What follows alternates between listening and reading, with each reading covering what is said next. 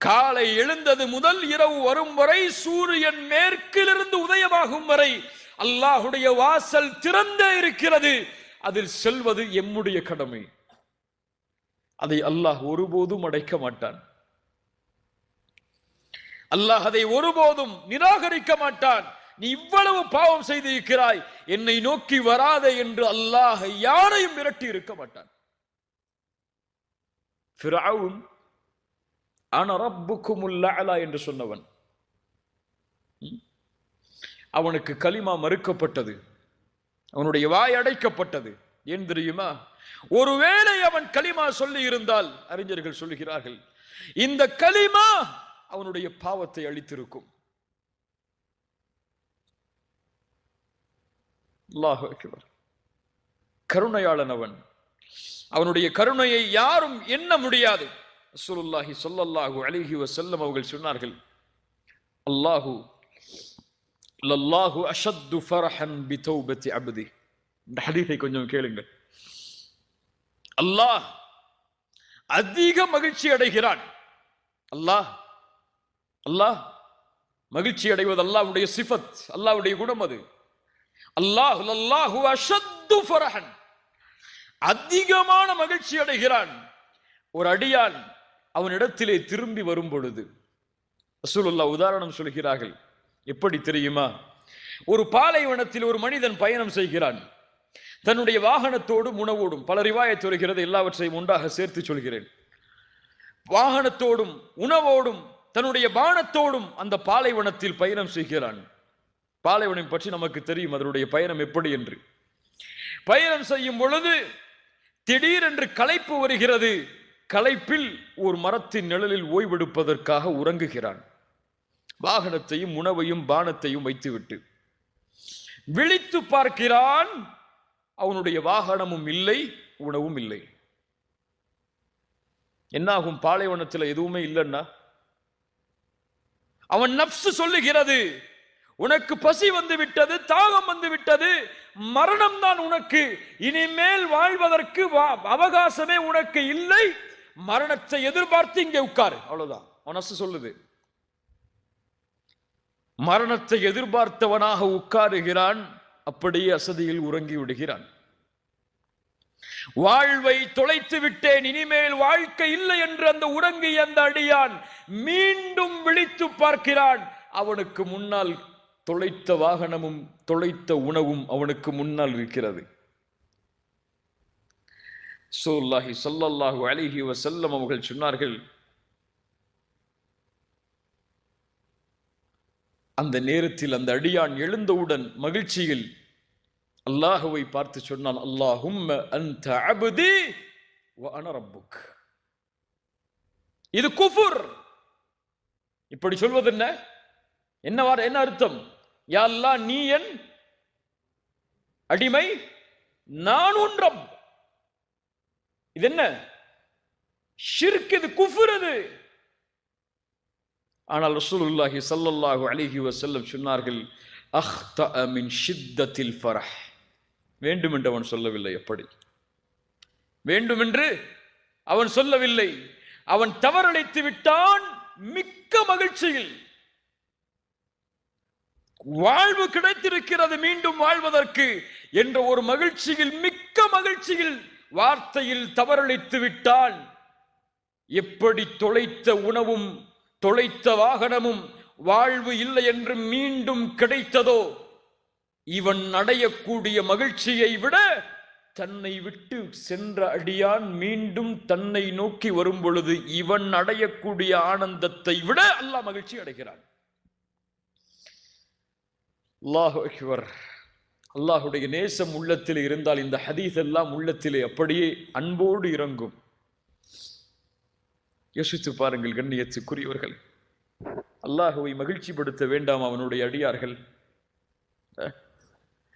என் மனைவியை மகிழ்ச்சிப்படுத்துவதற்காக நான் எதையெல்லாம் செய்கிறேன், என் பிள்ளைகளை மகிழ்ச்சிப்படுத்துவதற்காக நான் எதையெல்லாம் செய்கிறேன். ஆனால் அல்லாஹ் ரப்புல் ஆலமீனை மகிழ்ச்சிப்படுத்துவதற்கு நான் என்ன செய்ய வேண்டும்? கோடிகளை கொட்ட வேண்டுமா? தேவையில்லை. என்ன செய்ய வேண்டும்? என் நேரங்கள் வாழ்க்கை அனைத்தையும் பள்ளியிலே கழிக்க வேண்டுமா? தேவையில்லை. அல்லாஹ் அப்படி எதிர்பார்க்கவில்லை. உன் பாவத்தை தியாகம் செய், அல்லாஹ் உன்னை பார்த்து மகிழ்ச்சி அடைவான். நீ அவனை பாவத்தை தியாகம் செய்து நினைவு கூர்ந்தால் அல்லாஹ் உன்னை நினைவு கூறுவான். சிறந்த மக்களிடத்தில், சிறந்த கூட்டத்தில். அல்லாஹுவை மகிழ்ச்சிப்படுத்துங்கள், ஷைத்தானை கோபப்படுத்துங்கள், கவலை அடைய செய்யுங்கள். ஷைத்தான் கவலை அடைவானா? கவலை அடைவானா? ரசூலுல்லாஹி ஸல்லல்லாஹு அலைஹி வஸல்லம் சொன்னார்கள், எப்போது ஆதமுடைய மகன் சஜிதாவுடைய வசனங்களை ஓதி சஜிதா செய்கிறானோ அப்போது ஷைத்தான் விரண்டு செல்கிறான், அழுதவனாக அழுகிறான் ஷைத்தான். எப்போது அடியான் அல்லாஹ்விற்கு கட்டுப்படுகிறானோ அப்போது ஷைத்தான் அழுகிறான். என் நாசமே, ஆதமுடைய மகனுக்கு சுஜூது செய்ய ஏவப்பட்டது, அவனோ சுஜூது செய்கிறான். ஆனால் எனக்கோ ஏவப்பட்டது, நானோ மறுத்து விட்டேன், நரகத்தை உரித்தாக்கி விட்டேனே என்று ஷைத்தான் ஆதமுடைய மகன் சஜிதாவை ஓதி சஜிதா செய்யும் நேரத்தில் எல்லாம் அழுகிறான். ஷைத்தான் அழுகிறான் என்று ரசூலுல்லாஹி ஸல்லல்லாஹு அலைஹி வஸல்லம் அவர்கள் சொன்னார்கள். அல்லாஹ்வுடைய அருளை எப்படி விவரிப்பது கண்ணியத்துக்குரியவர்களே? ரசூலுல்லாஹி ஸல்லல்லாஹு அலைஹி வஸல்லம் ஒரு முறை சொன்னார்கள், அல்லாஹ்வுடைய அருளை விளக்குவதற்காக, கண்ணியத்துக்குரியவர்களே, அல்லாஹ்வுடைய நேசம் எம் மீது இருக்கிறது. இதை இரண்டாவதாக பதிய வையுங்கள். முதலாவது என்ன பதிய வைக்க சொன்ன? கவனிக்கிறீங்களா? என்ன பதிய வைக்க சொன்ன? முதல்ல யாரையாவது கூப்பிட்டு கேட்கவா, இல்லை நீ மொத்தமாவே சொல்றீங்களா? என்ன உள்ளத்துல பதிய வைக்க சொன்ன? முதல்ல அல்லாஹ் எல்லா பாவத்தையும் மன்னிப்பான். இரண்டாவது பதிய வைக்க வேண்டியது, அல்லாஹ் என் மீது நேசத்தோடு இருக்கிறான், அல்லாஹ் என்னை நேசிக்கிறான். இதை பதிய வைங்க உள்ளத்துல. என் ரப்பு என் மீது நேசத்தோடு தான் இருக்கிறான். ஒருபோதும் அல்லாஹ் என்னை வெறுப்பதில்லை, அல்லாஹ் என்னை விரட்டுவதில்லை. அவனை நோக்கி நான் சென்றால் அல்லாஹ் என்னை விட்டு தூரமாக செல் என்று அல்லாஹ் கூறுவதில்லை. என் தந்தைக்கு மாற்றம் செய்தால் என் தந்தை சொல்லுவார், என் தாய்க்கு மாற்றம் செய்தால் என் தாய் சொல்லுவாள், என் பிள்ளைகள் எனக்கு மாற்றம் செய்தால் என் பிள்ளைகளிடத்தை நான் சொல்லுவேன். ஆனால் எவ்வளவு மாறு செய்தாலும் என் ரப்பை நோக்கி நான் திரும்ப சென்றால் மீண்டு வா என்று அல்லாஹ் சொல்லுவான், இரண்டு செல் என்று அல்லாஹ் சொல்லிவிட மாட்டான். ரசூலுல்லாஹி ஸல்லல்லாஹு அலைஹி வஸல்லம் அவர்களுடைய சபையில் நபித்தோழர்கள் மத்தியில் ஒரு பெண் வருகிறார்கள். யா ரசூலல்லாஹ், என் குழந்தையை காணவில்லை இந்த போர்க்களத்தில். சஹாபாக்களை தேடி வர சொல்கிறார்கள். அந்த குழந்தை கிடைக்கிறது. அந்த பெண்ணுடைய கையில் அந்த குழந்தை கொடுக்கப்பட்டவுடன் அந்த பெண் பாசத்தில் அந்த குழந்தையுடைய பசியை போக்கி முத்தமிடுகிறாள். ரசூலுல்லாஹி ஸல்லல்லாஹு அலைஹி வஸல்லம் அங்கிருந்த சஹாபாக்களை பார்த்து கேட்டார்கள், அத்துரவுன ஹாதிஹி தாரிஹத்தன் வலதஹா ஃபின்னார், அத்துரவுன ஹாதிஹி தாரிஹத்தன் வலதஹா ஃபின்னார். இந்த நேரத்திலே இந்த தாய் இந்த குழந்தையை நெருப்பில் வீசுவாளா? வீசுவாளா? சஹாபாக்கள் சொன்னார்கள், யா ரசூலல்லாஹ், எப்படி அந்த குழந்தையை தாய் நெருப்பில் வீசுவாள்? தான் பெற்றெடுத்த குழந்தை எப்படி வீசுவாள்? ரசூலுல்லாஹி ஸல்லல்லாஹு அலைஹி வஸல்லம் சொன்னார்கள், லல்லாஹு அர்ஹமு பிஇபாதிஹி மின் ஹாதிஹி பிவலதிஹா. இந்த தாய் இந்த குழந்தையின் மீது இரக்கம் காட்டுவதை விட அல்லாஹ் அவருடைய அடியார்கள் மீது இரக்கம் காட்டுகிறான். என்ன அர்த்தம்?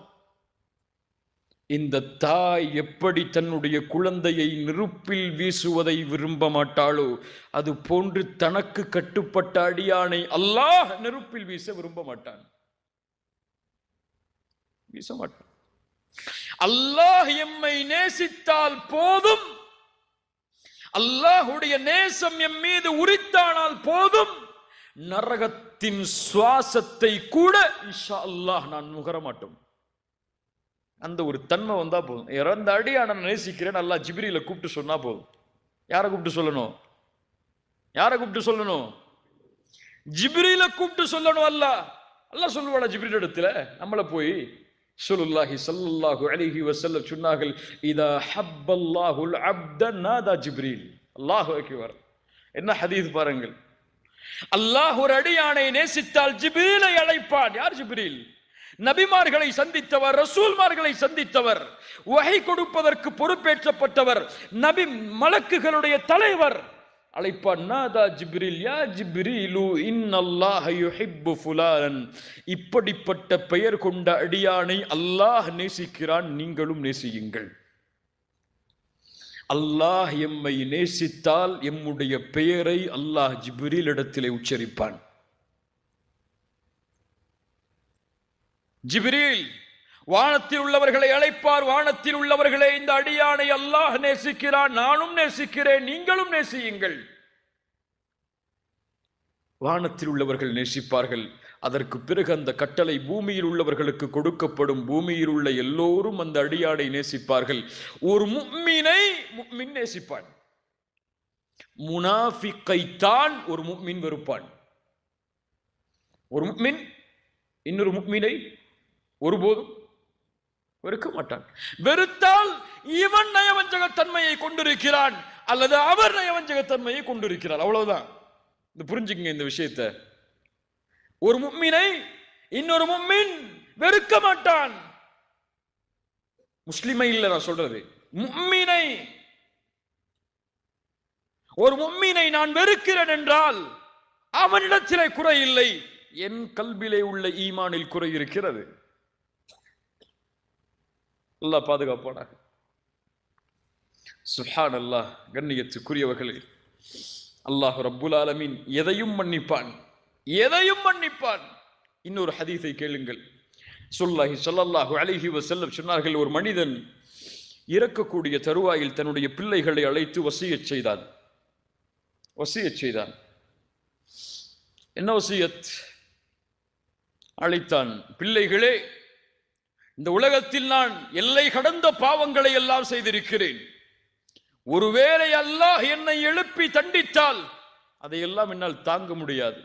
நான் இறந்ததற்கு பிறகு என்னை எரித்து சாம்பலாக்கி பாதியை கடலிலே தூவுங்கள், பாதியை காற்றிலே தூவுங்கள். அதுபோல் பிள்ளைகளும் அந்த தந்தையுடைய வசியத்தை ஏற்று இறந்ததற்கு பிறகு அவர் எரித்து சாம்பலாக்கி பாதியை காற்றிலே, பாதியை எங்கே கரைத்தார்கள்? கடலிலே கரைத்தார்கள். அல்லாஹ் ரப்புல் ஆலமீன் அவரை ஒன்று கூட்டினான். அல்லாஹ் கேட்டான், லிம ஃபஅல்த ஹாதா, லிம ஃபஅல்த, ஏன் செய்தாய் இதை? அவர் சொன்னார் ஒரே வார்த்தை தான், ஹஷ்யதக யா ரப், ஹஷ்யதக யா ரப். உன் பயம் யா அல்லாஹ், உன் அச்சம் யா அல்லாஹ், உன் அச்சம் என் உள்ளத்தை சூழ்ந்தது யா அல்லாஹ். நீ என்னை எழுப்பி தண்டித்தால் என் நிலைமை என்ன என்ற ஒரு கேள்வி வந்தது யா அல்லாஹ், செய்து விட்டேன். அறிஞர்களில் சிலர் இந்த ஹதீஸுக்கு விளக்கம் சொல்லும் பொழுது, இவர் செய்த இந்த காரியம் குஃபுர். குஃப்ரா இல்லையா? அல்லாஹ் என்னை எழுப்ப மாட்டான் என்று ஒருவர் நினைத்தால் அவன் யார்? காஃபிர். ஆனால் இந்த குஃபுர் அல் குஃப்ரும் பில் ஜஹல், அறியாமையில் செய்யக்கூடிய குஃபுர். இப்படிப்பட்ட அடியானை அல்லாஹ் என்ன செய்தான்? ரசூலுல்லாஹ் சொன்னார்கள், ஃபகஃபர லஹு, அல்லாஹ் அவனை மன்னித்தான். அல்லாஹ் மன்னிக்க நாடினால் அவன் பாவத்தை எல்லாம் பார்க்க மாட்டான். என்ன செஞ்சேன்னா அல்லாஹ் பார்த்துட்டு இருக்க மாட்டான். இந்த பாவத்துக்கு இதை செஞ்சியா, இந்த பாவத்துக்கு இதை செஞ்சிய, அப்படி செஞ்சிய, அங்க உட்கார்ந்து செஞ்சிய, அப்படிப்பட்ட சூழ்நிலை செஞ்சிய, அவ்வளவு கண்ணியம் கொடுக்கப்பட்டதுக்கு பிறகு செஞ்சிய, இவ்வளவு நியமத்தை தந்ததுக்கு பிறகு செஞ்சிய, செஞ்சிட்டியா, தௌபா செஞ்சியா, அவ்வளவுதான் முடிஞ்சு. யா அல்லாஹ், இனிமேல் இதை செய்ய மாட்டேன், உன்னுடைய பாதையில் வருகிறேன், இனிமேல் இதன் பக்கம் மீள மாட்டேன், என்னை மன்னித்து விடையா அல்லாஹ். அல்லாஹ் மன்னிப்பானா? மன்னிப்பான். அதே பாவத்தை மீண்டும் செய்கிறான், அல்லாஹ் மன்னிப்பானா? மன்னிப்பான். அதே பாவத்தை மீண்டும் செய்கிறான், அல்லாஹ் மன்னிப்பானா? மன்னிப்பான். எப்படி புரிஞ்சிடக்கூடாது? பாவம் செஞ்சு செஞ்சு தௌபா செஞ்சுக்கலான்னு புரிஞ்சுக்க கூடாது. ஃபஜ்ரை விட்டுட்டு நம்ம அடுத்தடுத்து தௌபா செஞ்சுக்கலான்னு விட்டுடக்கூடாது. இத்தால தௌபா செஞ்சுட்டு வாரத்துக்கு ஜும்மால போய் மக்கால போய் ஒரு தவாஃப் செஞ்சா முடிஞ்சிடணும் நினைச்சிடக்கூடாது. உள்ளத்திலே உறுதி ஏற்று இனிமேல் செய்ய மாட்டேன் என்று அவன் உறுதி ஏற்றதற்கு பிறகும் மீண்டும் அவனை மீறி ஷைத்தானுக்கு கட்டுப்பட்டு செய்கிறான் என்றால் அல்லாஹ் மன்னிப்பான்.